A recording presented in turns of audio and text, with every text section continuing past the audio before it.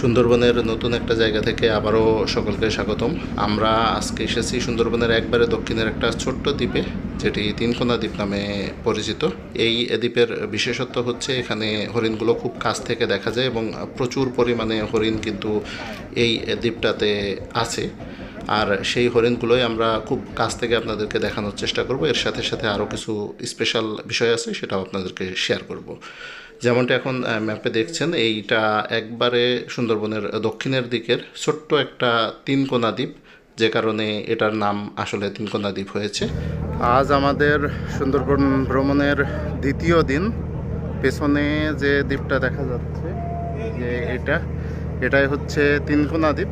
আমরা এখন এই তিনকোনা দ্বীপে যাব এবং এটা নৌকায় করে ঘুরে দেখব। এই দ্বীপটার মোটামুটি একদম চারিপাশটা ঘুরে দেখব এবং আপনাদেরকে দেখানোর চেষ্টা করব। দেখতে একদম ভিডিওর শেষ পর্যন্ত থাকুন এবং দেখতে থাকুন। তিনকোনা দ্বীপের একদম দূর থেকে যদি শেপটা দেখা হয় তাহলে কিন্তু বোঝা যায় যে এটা আসলে দ্বীপটা তিনকোনাই। যাই হোক, আমরা শিপ থেকে নৌকায় করে, ছোটো যে নৌকাটা আগের পর্বগুলোতে আপনারা দেখেছেন, যে নৌকাতে করে আমরা দ্বীপগুলোতে যাচ্ছি বা সুন্দরবনের বিভিন্ন পয়েন্টে যাচ্ছি, সেই নৌকাতে করে আমরা অলরেডি তিনকোনা দ্বীপের উদ্দেশ্যে রওনা হয়েছি। এখানে আমাদের পুরো টিম রয়েছে।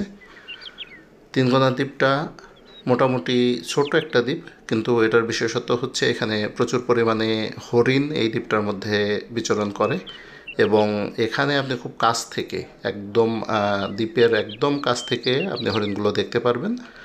আর সবথেকে বেশি হরিণ এই যে অঞ্চলটা আছে, তিনকোনা দ্বীপ, দুবলাচর এবং এই পাশের যে ছোট ছোট দ্বীপগুলো আছে, এই দ্বীপগুলোতেই কিন্তু আছে। আর এইদিকে হরিণের প্রকোপটা বেশি, কারণ এইদিকে বাঘ খুব একটা বেশি নাই। যাই হোক, আমরা আপনাদেরকে দেখানোর চেষ্টা করব এই তিনকোনা দ্বীপে আর কি আছে। তাহলে একটু কাছে চলে যাই। তিনকোনা দ্বীপের যে গাছগুলো দেখছেন, এই গাছগুলো মোটামুটি কিন্তু পাতলা, খুব বেশি ঘন না, এবং এর শ্বাসমূলগুলো কিন্তু প্রচুর পরিমাণে আছে, যেগুলো আসলে অন্যান্য জায়গাতে আমরা এতটা খেয়াল করিনি। আমরা তিনকোনা দ্বীপের যে ছোট্ট ক্যানেলটা আছে, সেই ক্যানেলটার ভেতর দিয়ে এগিয়ে যাচ্ছি যাতে খুব কাছ থেকে হরিণগুলো দেখতে পারি এবং এখানে যে তিনকোনা দ্বীপটা আছে, এই দ্বীপের যে বিশেষত্বগুলো আছে সেগুলো যাতে খুব কাছ থেকে দেখতে পারি। যেমনটি আগেই বলছিলাম, তিনকোনা দ্বীপের গাছগুলো কিন্তু খুব বেশি ঘন না। এখানে দেখতে পাচ্ছেন যে গাছগুলো মোটামুটি কিন্তু ফাঁকা এবং এখানে শ্বাসমূল কিন্তু প্রচুর পরিমাণে রয়েছে। আর সবথেকে বড় কথা, এই গাছগুলো ফাঁকা হলেও এই গাছগুলো কিন্তু বেশ বড় বড় এবং গাছগুলো কিন্তু অনেক পুরাতন। তিনকোনা দ্বীপের যে ছোট্ট ক্যানেলটা, সেই ক্যানেলটা ধরে আমরা এগিয়ে যাচ্ছি, দ্বীপটি পুরা ঘুরে দেখব। আর তিনকোনা দ্বীপের আরও একটা বিশেষত্ব আছে, যে বিশেষত্বটা একটু পরে আমরা আপনাদেরকে দেখানোর চেষ্টা করব। সেটা দেখতে অবশ্যই ভিডিওর একদম শেষ পর্যন্ত থাকবেন এবং দেখতে থাকবেন। আর যারা চ্যানেলটা এখনও সাবস্ক্রাইব করেননি, তারা দ্রুত চ্যানেলটি সাবস্ক্রাইব করে দিন এবং বেল বাটনটি অবশ্যই ক্লিক করে রাখবেন। যেমনটা আগেই বলছিলাম, এখানে আমরা খুব সকালে এসে পৌঁছেছি। সকালে আসার কারণে আমরা এখান থেকে অসম্ভব সুন্দর একটি সূর্যোদয় দেখতে পাবো বলে আশা করছি।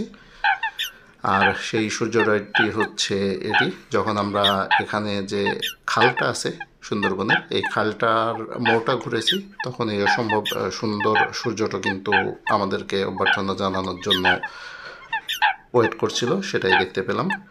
আর অসম্ভব সুন্দর এই দৃশ্যটি আসলে বলার মতো না। সুন্দরবনে এই শীতের সকালে এমন একটা সুন্দর সূর্যোদয় দেখাটা কিন্তু আসলে সৌভাগ্যের বিষয়। যাই হোক, আমাদের তিনকোনা দ্বীপের যে মেইন আকর্ষণ সুন্দরবনের চিত্রা হরিণ, সেই হরিণটা একটু আপনাদেরকে দেখাই। এখানে যেমনটি দেখছেন, একটা হরিণ কিন্তু এখানে খাচ্ছে, আর আমরা এখান থেকে খুব ক্লোজলি হরিণটাকে কিন্তু দেখছি। সুন্দরবনের যে হরিণগুলো, সেগুলো কিন্তু মানুষ দেখলে দৌড় দেয়, কিন্তু এই অঞ্চলের যে হরিণগুলো, সেগুলোর একটা বিশেষত্ব আছে, এরা হুট করে দৌড় দেয় না, এরা কিন্তু আমাদেরকে চেয়ে দেখছে। যাই হোক, এই দ্বীপটাতে প্রচুর পরিমাণে হরিণ আছে। আপনারা যদি আসেন তাহলে অবশ্যই এই তিনকোনা দ্বীপটি ঘুরে যাবেন, আশা করি ভালো লাগবে। তিনকোনা দ্বীপ ঘোরার শেষে আমরা আবার আমাদের শিপের দিকে ফিরে যাচ্ছি। যেমনটি দেখছেন, দূরে আমাদের শিপটি দাঁড়িয়ে আছে। এই শিপে ফিরে যাচ্ছি। নতুন কোনো পর্বে আবারও খুব শীঘ্রই দেখা হবে। ততক্ষণ পর্যন্ত ভালো থাকবেন।